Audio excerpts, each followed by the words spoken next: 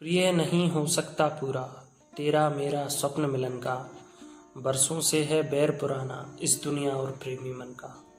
नमस्कार, आप सबके समक्ष एक छोटी सी रचना प्रस्तुत कर रहे हैं। आशा करते हैं कि आप सब इसको सराहेंगे।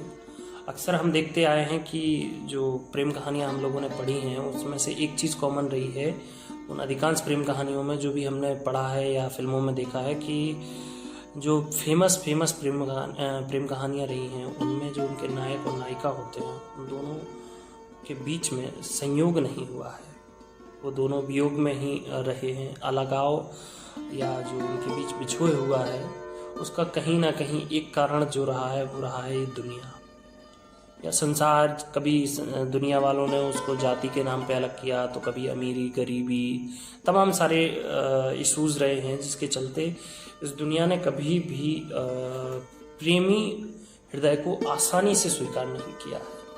तो ये उसी पृष्ठभूमि पर लिखी हुई एक रचना है जो आप सबके समक्ष रखते हैं। आशा करते हैं कि आप सबको ये पसंद आएगी। एक प्रेमी है जो अपनी प्रेयसी को इन्हीं सब चीज़ों से अवगत कराते हुए कह रहा है कि प्रिय नहीं हो सकता पूरा तेरा मेरा स्वप्न मिलन का। क्यों? बरसों से है बैर पुराना इस दुनिया और प्रेमी मन का। ये दुनिया तो आज की नहीं, कई ज़माने से लोगों को अलग करती आई है। रोमियो जूलियट, हीर रांझा सब अलग ही हुए हैं, कोई मेल नहीं हुआ है। तो कह रहा है हम लोगों का भी नहीं होगा, तो इससे अच्छा है कि आगे बढ़ें, यहीं फुल स्टॉप लगाते हैं और आपके रास्ते अलग हमारे रास्ते अलग हो जाए। इसलिए वो वार्न कर रहा है कि प्रिय नहीं हो सकता पूरा तेरा मेरा स्वप्न मिलन का। वर्षों से है बैर पुराना इस दुनिया और प्रेमी मन का। लेकिन कुछ है जो उसको एहतियात बरतने के लिए वो कह रहा है कि क्या करना है आपको। वो कहता है कि छन छन पायल जहाँ पे छनकी, मेरे सुर में बंध जाने को, रुक रुक सांसें जहाँ पे महकी, अनत हृदय में रम जाने को। और जहाँ चुनरिया रंगली अपनी, कोरी नेही चटक रंग में, जहाँ बसाली खुशबू मेरी, तुमने अपने अंग अंग में। बहुत कठिन वो डगर, तुम्हारा चिन्ह न पाए पुनः चरण का। प्रिय नहीं हो सकता पूरा तेरा मेरा स्वप्न मिलन का। वो कह रहा है कि हम दोनों के दरमियान अभी जितना भी समय गुजरा है, जिस दरमियान हम तुम एक हुए, हम तुम मिले हैं, तो उस समय की जो मृदु स्मृतियां हैं वो हमारे पास रहेंगी। लेकिन अगर आप दोबारा से आज के बाद, अलग होने के बाद आप उन राहों से गुजरेंगे तो आपको बहुत कष्ट होगा। इसलिए वो कह रहा है, वार्न कर रहा है कि आप उन डगर पर, उन रास्तों पर दोबारा से नहीं आना। आपके चरणों का चिन्ह तक उस पर अंकित नहीं होना चाहिए, अन्यथा आपको दुख होगा। फिर आगे वो लिखता है कि सहना सहना होकर मौन तड़प को, मौन होकर के सहना। किसी के सामने अपनी इस विरह की जो पीड़ा है उसको अभिव्यक्त मत करना। क्यों? क्योंकि एक दोहा है ना जिसमें कि कहा गया है कि रहीमन निज मन की व्यथा मन ही राखो गोए। अपने मन की जो व्यथा है वो अपने मन के अंदर ही रखें।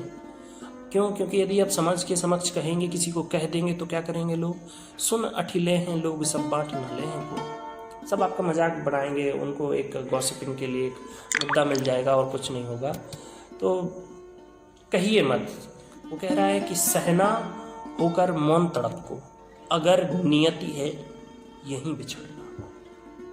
अगर हमारी नियति, भाग्य ही लिखा है कि हमें यहाँ से बिछड़ना है, तो ठीक है, अब भाग्य से तो लड़ नहीं पाएंगे, तो कम से कम जो पीड़ा होगी वो उसको आप यहीं से अपने मन के अंदर ही रखना, किसी के समक्ष अभिव्यक्त मत करना। सहना होकर मौन तड़प को, अगर नियति है यहीं बिछड़ना।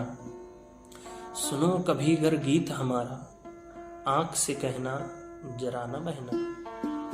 और थाम के चलना हृदय राह में, कुछ ना बीता सामने आए। दुष्कर होगा पग पग रखना, कौन तुम्हें ढांढस बंधवाए। आज हम हैं, आगे की परिस्थितियां कैसी होंगी नहीं पता। अगर आप हिम्मत हार गए और किसी नाजुक से मोड़ पर आप भाव ब्रहल हो चुके और किसी के समक्ष कुछ आपने कहा तो परेशानियां खड़ी होंगी। इसलिए वो कहता है कि थाम के चलना हृदय, राह में कुछ ना बीता सामने आए, और दुष्कर होगा पग पग रखना, कौन तुम्हें ढांढस बंधवाए। वो सब कुछ जाना भूल समझ के, मानो खेल रहा बचपन का, प्रिय नहीं हो सकता पूरा तेरा मेरा स्वप्न मिलन का। अब वो आगे कह रहा है कि आगे के जीवन में जब कोई एक नया साथी आपको मिलेगा, हम तो होंगे नहीं, तो क्या होगा। वो कहता है कि होगा कोई गैर तुम्हारा, हम ना होंगे दूर दूर तक, डोली बस ताकेंगे तेरी, नैना भीगे मंदिर बट तक। एक गांव में होता है ना, एक गांव के अंतिम छोर पर एक मंदिर होता है कि जहाँ तक गांव की किसी लड़की की जब शादी होती है तो गांव वाले उसको ड्रॉप करने के लिए वहाँ तक डोली के साथ आते हैं। तो वो कह रहा है कि हमारा साथ जो होगा वो सिर्फ उसी मोड़ तक होगा कि हम आखिरी बार आपकी डोली को जाते हुए उस अंतिम छोर तक, उस अंतिम बिंदु तक देखेंगे जहाँ से आपकी डोली मेरे नेत्रों से ओझल हो जाएगी। बस वहाँ तक हमारा साथ होगा। इसलिए वो कह रहा है कि होगा कोई गैर तुम्हारा, हम ना होंगे दूर दूर तक, डोली बस ताकेंगे तेरी, नैना भीगे मंदिर बट तक। लेकिन वो यहाँ पर एक निवेदन करना चाहता है, एक उसकी आखिरी ख्वाहिश है। वो कह रहा है कि डोली बस ताकेंगे तेरी, नैना भीगे मंदिर बट तक, और वहीं बंधा होगा एक धागा।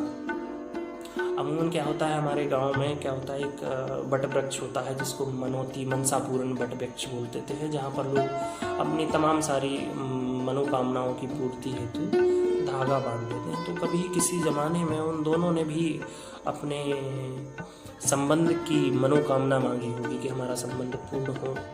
प्रेम अक्सर ऐसे नाजुक समय पर इन सब चीज़ों को बहुत याद करता है कि क्या क्या करना है। तो वो कह रहा है कि अंतिम ख्वाहिश है हमारी कि वो जो बट वृक्ष है जिस पर हमने कभी एक धागा बांधा था हम दोनों ने मिलकर मनोकामना के लिए, तो वो कह रहा है कि वहीं बंधा होगा एक धागा, तेरे मेरे प्रणय बंध का, छूकर अंतिम बार उसे तुम मुझको करना दान गंध का। वो कह रहा है कि बस तुम आखिरी बार उसको छू लेना ताकि मैं उसको वहाँ से निकाल आऊँ, और जीवन पर्यंत वो मेरे पास रहेगा। तुम्हारी उस लम्स को, तुम्हारी उस स्पर्श को, उस धागे, उस पवित्र धागे के माध्यम से अपने पास रख सकूँ, उसको महसूस कर सकूँ।